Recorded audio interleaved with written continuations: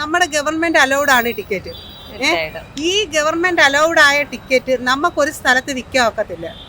അപ്പോഴ് അതിപ്പം വയസ്സായവരായാലും ചെറുപ്പക്കാരായാലും ഇതും കൊണ്ട് ഇറങ്ങുമ്പം അവർക്ക് അതിന് പറ്റിയില്ലെങ്കിൽ അവർ നെക്സ്റ്റ് വഴി എന്തുമായിരിക്കും ആലോചിക്കുന്നത്, കൂടുതൽ പണം കിട്ടുന്ന കാര്യങ്ങൾ. അപ്പം അവർ മയക്കുമരുന്നിനും കഞ്ചാവിലോട്ടും പോകുന്നതിൽ ഞാൻ ഒരു തെറ്റും കാണുന്നില്ല.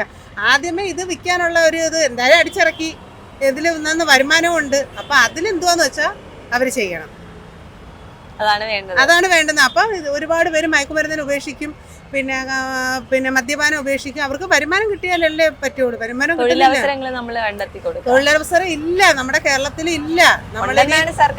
സർക്കാർ വാദിക്കുന്ന പറഞ്ഞാൽ ഈ ലോട്ടറി കൊണ്ട് നടക്കുന്ന ഞാനാണ്. ഞാൻ 10ാം ക്ലാസ് വരെ പഠിച്ചവളാണ്. ഞാൻ ഈ ലോട്ടറിയും കൊണ്ട് നടക്കുന്ന നമുക്കെന്ന് വെച്ചാൽ ഒരാളുടെ മുമ്പിലും ചെന്ന് ലോട്ടറി വേണമെന്ന് ചോദിക്കാൻ പറ്റത്തില്ല. മിക്കുള്ളവർ നമ്മുടെ മുമ്പിൽ വെച്ചാണ് പിണറായി സർക്കാരിനെ ചീത്ത വിളിക്കുന്നത്. എന്നിട്ട് അത് കഴിഞ്ഞ് വെച്ചാൽ എപ്പോൾ പിണറായി ഇറങ്ങുന്ന അന്ന് ഞങ്ങൾ മേടിക്കും. അന്ന് ഈ ലോട്ടറി കാണൂലേ? എന്തായാലും ഒരു ദിവസം കൊണ്ട് തുടച്ചു നീക്കത്തില്ലല്ലോ, അന്നും ഈ ലോട്ടറി കാണും. അപ്പോഴും നമ്മൾ വീണ്ടും നാണം കെട്ട് വീണ്ടും നമ്മൾ ചെല്ലുവാണ്. കാരണം ഇതിന്റെ ഓരോ പൈസയിലും ഞങ്ങൾക്ക് കിട്ടണത് 7 രൂപ ചില്ലറയും കണ്ടാണ് ഞങ്ങൾക്ക് കിട്ടുന്നത് ഒരു ടിക്കറ്റിന് പുറത്ത്. അപ്പം നമ്മൾ എന്തുമാത്രം ഒരു ടിക്കറ്റ് പോകണമെങ്കിൽ ഞങ്ങൾ എത്ര പേരുടെ മുന്നിൽ ചെന്ന് കൈ നീട്ടണമെന്ന് അറിയാം. നമ്മൾ ഈ പപ്പനാവിന്റെ മണ്ണിൽ പോലും ഞങ്ങൾക്ക് നിൽക്കാൻ പറ്റത്തില്ല.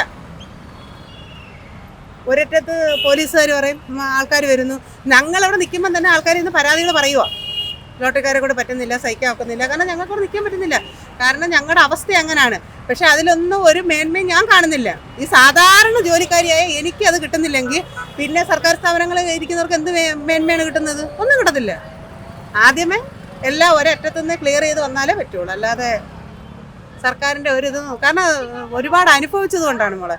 കാര്യം എന്ന് വെച്ചാൽ റേഷൻ കാർഡിൻ്റെ കാര്യത്തിലൊക്കെ നമുക്ക് നല്ല വിഷമമുണ്ട്. കാരണം എനിക്ക് അറിയാവുന്ന കാര്യം എന്ന് വെച്ചാൽ എൻ്റെ വീടിൻ്റെ ഭാഗത്ത് മിക്കുള്ളവർക്കും മഞ്ഞ കാർഡാണ്. അർഹതയില്ല.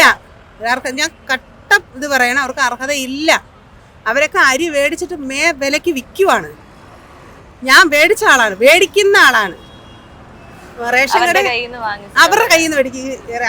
അവര് റേഷൻ കടയിൽ പോയി 25 രൂപയ്ക്ക് റേഷൻ കടയിൽ കൂടിയ വിലയ്ക്ക് കൊടുക്കുന്നെങ്കിൽ നമുക്ക് അവർ 20 രൂപയ്ക്ക് ഇട്ട് തരും. നമുക്ക് എന്നാൽ 5 രൂപ ലാഭം വെച്ച് നമ്മളിവിടെ പോകും. എന്തിനങ്ങനെ അർഹതയില്ലാത്തവർക്ക് കൊടുക്കുന്നത്? അർഹതയില്ലാത്തവർക്ക് എന്തിനു കൊടുക്കുന്നത്? ആദ്യമേ അർഹതപ്പെട്ടവർക്ക് കൊടുക്കാൻ സർക്കാർ പഠിക്കട്ടെ, പിന്നെയാണ് ബാക്കിയുള്ള കാര്യങ്ങൾ.